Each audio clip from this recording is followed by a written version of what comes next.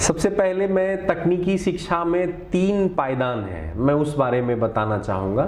3 सीढ़ियाँ हैं, अपने अपने स्तर से हैं और तीनों का रोल इंडस्ट्री में है। आज के दौर में कोई भी अगर एक उद्योग है, एक ऑर्गेनाइजेशन है, तो वहाँ पे इन तीनों लोगों की ज़रूरत होती है। मैं स्टेप बाय स्टेप आपको बताता हूँ। पहला है ITI, इंडस्ट्रियल ट्रेनिंग इंस्टीट्यूट।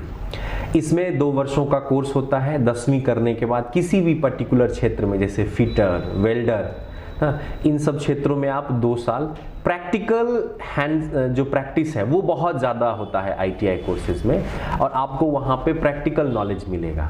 ठीक है, ये सबसे निचले स्तर का। इससे थोड़ा सा अगर हम ऊपर बढ़ते, एक सीढ़ी ऊपर बढ़ते हैं, तो पॉलिटेक्निक आता है, जिसे हम लोग आम भाषा में डिप्लोमा भी बोलते हैं। तो ये 3 वर्षों का कोर्स होता है और ये एक तरह से आप समझ सकते हो कि इंजीनियरिंग का छोटा भाई है। जी ना। तो जब आप बीटेक करते हैं ना, उसी का ये सूक्ष्म रूप है।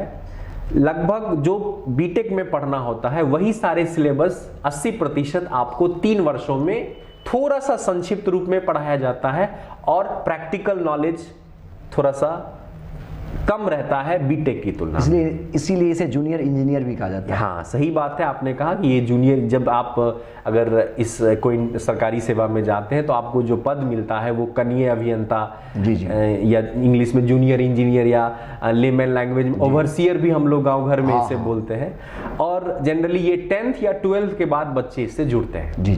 ठीक है।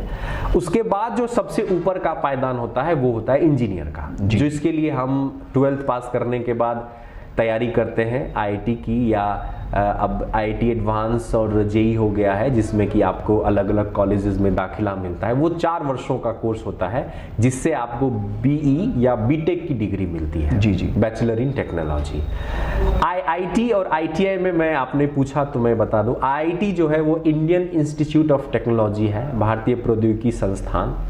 ये भारत का सबसे प्रीमियम इंजीनियरिंग कॉलेज है।